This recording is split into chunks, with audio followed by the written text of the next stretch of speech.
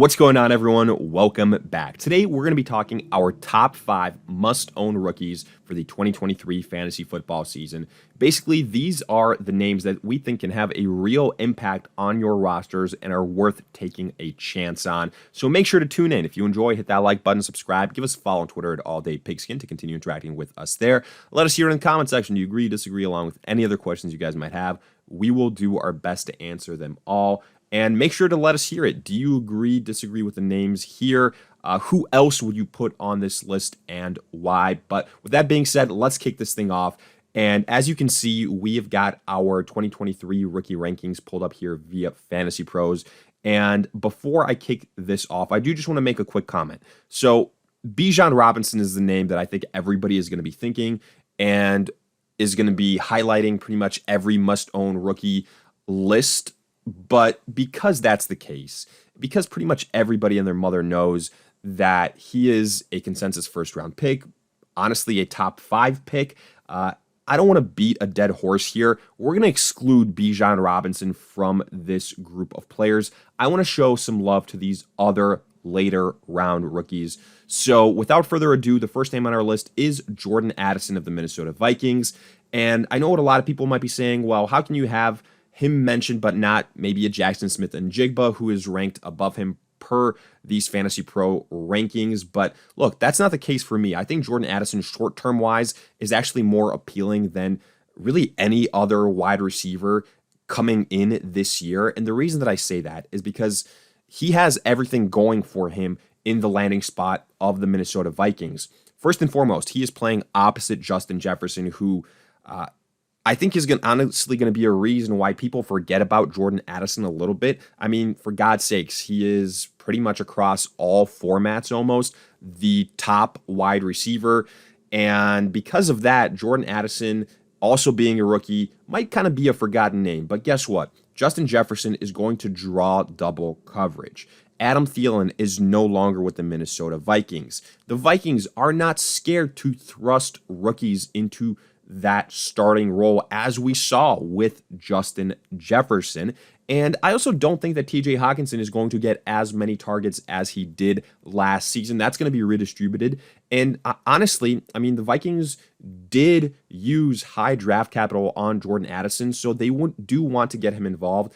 And also, in the worst case scenario, maybe if there's an injury, something like that to Justin Jefferson, Jordan Addison's stock is going to go way, way up. You can get him arguably in double-digit rounds depending on the format that you are playing, depending on the size of your leagues. I think he's a guy at the wide receiver position as far as rookies that has the highest upside. He'd be the one that I'm most excited about. I think the Vikings are going to be a pass-heavy team, so I would definitely take a chance on Jordan Addison, even if he is kind of that forgotten name after Justin Jefferson. But let's move on. We have another name here, and that is Anthony Richardson of the Indianapolis Colts, quarterback.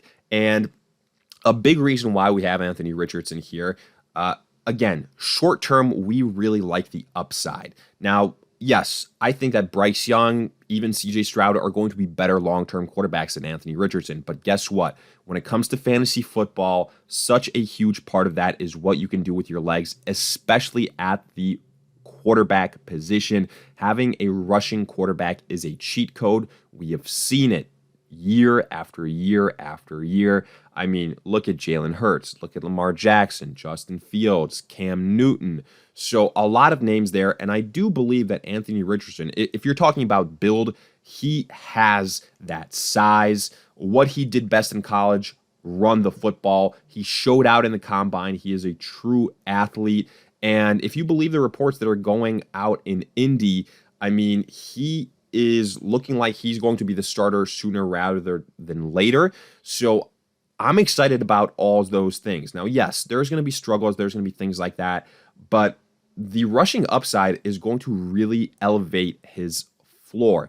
And, you know, other than the quarterback position, the Indianapolis Colts the last couple of years have had talent. I mean, a decent offensive line, talent there as far as pass catchers are concerned. Also, they add Josh Downs. They've already got Michael Pittman, a slew of tight ends as well. So I'm excited about Anthony Richardson's upside. Maybe the Colts play it coy and they start with Richardson on the bench for the first couple of games. But look, you're taking a chance on Anthony Richardson for what he can be towards the latter part of the season. And the beauty of this is that Richardson is not going to cost you a top 10 quarterback draft capital. And on top of that, when the top quarterbacks usually all go off the board, there is a long lag between the next quarterback selections. Anthony Richardson isn't going to be getting drafted as a starter on most teams. If we're talking just, 1 year, 2023 season, like, non-dynasty type.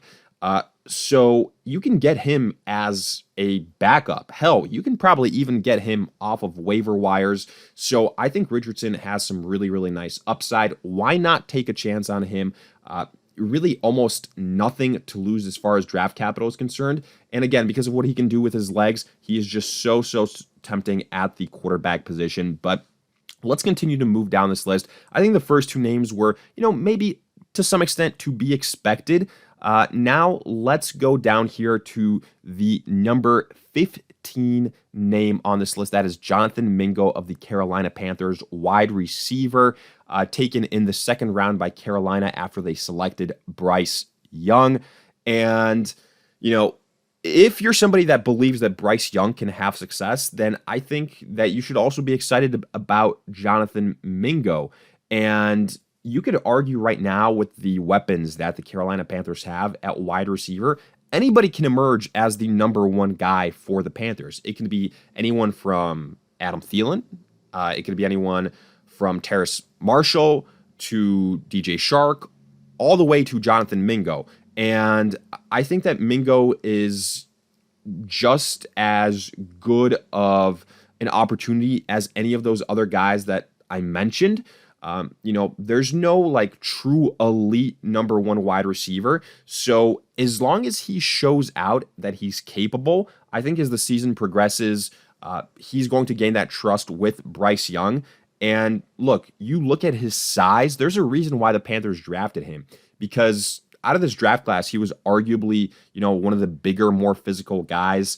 A lot of people are going to maybe compare him to DK Metcalf, A.J. Brown. I wouldn't go so fast immediately, maybe, a year or two down the road, but it's all about opportunity here. And I think Mingo has a decent chance when you look at that competition to come out as the potential 1A or the 1B for Bryce Young. He should have high touchdown upside as well, being, that big-bodied guy. I think that the Panthers are going to be airing out the football. So to me, Jonathan Mingo is definitely worth the risk. Again, we're talking double-digit rounds. Could potentially even go undrafted, because I think a lot of people would rather take the chance on an Adam Thielen or on a Marshall or even on a DJ Shark, because, they've proven something before, but the upside is there. He might be raw, but Jonathan Mingo came into Carolina with a lot of fans on that coaching staff and outside. So I think Mingo can be a diamond in the rough here. Probably won't, get you 1,000 yards receiving or something like that. But in standard formats, I think he can be a decent snag. Then we go to Sam LaPorta of the Detroit Lions, tight end. And look, I know what you're saying. Oh man, the tight ends, year one, they typically don't do anything. And for the most part, that's true. I agree. But again, I'm kind of looking at this from a opportunity and volume standpoint. I think LaPorta, he comes from a strong pedigree, right? So that Iowa connection, the Detroit Lions made him unexpectedly, drafted as a early tight end. And I think that he's going to be involved. I mean, first and foremost, obviously no more TJ Hawkinson there after they traded him to the Minnesota Vikings. On top of that, Jameson Williams is suspended for the first 6 games. So LaPorta should enter this situation in Detroit pretty quickly as one of the guys that is going to have a lot of opportunities. So that's something to be excited about. The Detroit Lions are not afraid to air out the football. Yes, Amon-Ra St. Brown is going to be the top guy, but afterwards, it's not out of the realm of possibility that LaPorta, at least for the first part of the season, could be number 2 or number 3 on targets for this team, and that's really, really exciting, especially for a tight end position where after the first like 3-4 big names, it becomes kind of a crapshoot. And then especially if you're talking about the rookie position, I mean, unless you're really like a Kyle Pitts from 2 years ago, no one was really giving rookie tight ends any love. And I think here that LaPorta could kind of buck the trend here, and we can see something from him. I think especially in PPR formats, he could be getting like 3-4 catches a game, something like that. I'm really, really excited about him. You also look at the competition on the team as far as tight ends go. Nothing all that special. You're going to be able to get him super, super late. And again, probably going to be a guy that's available off of waivers. If you're somebody that likes to take a chance on these later round tight ends with high upside, I definitely think LaPorta fits the bill.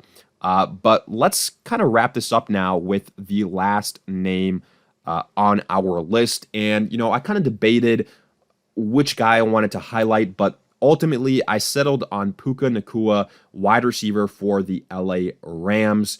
And my logic here is, you know, I could have targeted a lot of different wide receivers if I wanted to go the wide receiver route. I could have looked at running backs. I could have looked at tight ends again. But for me, I'm looking at impact and how quickly you can deliver on that potential impact. And I think Puka is somebody, obviously Cooper Kupp is the number one guy for the LA Rams. But in the situation, I think arguably similar to maybe Minnesota and Justin Jefferson, Puka is somebody that will get the opportunities. The Rams are going to be a pass-heavy team. I think the offensive line has been upgraded a little bit compared to last year. Obviously, hopefully getting a healthy Matthew Stafford back this season, which that's what all the reports are saying should help. And, you know, if we're talking about a guy that is seeing some love, Cooper Kupp has already talked really glowingly about him. The dynasty community, for what that's worth, but take that with a grain of salt, is really high on Puka Nacua. But again, I just look at it from the perspective, who is the number two opposite Cooper Kupp? Like, Van Jefferson had his opportunity, and he is just really kind of boom or bust. So it's tough to get excited about him. He's arguably like the most talented guy other than Cooper Kupp there.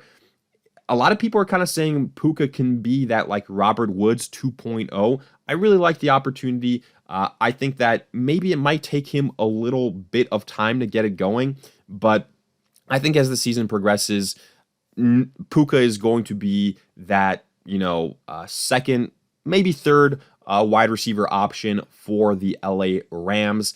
And I mean, you look at the other pass catchers that they have on this team, like at the running back position, they're not going to get too much help there.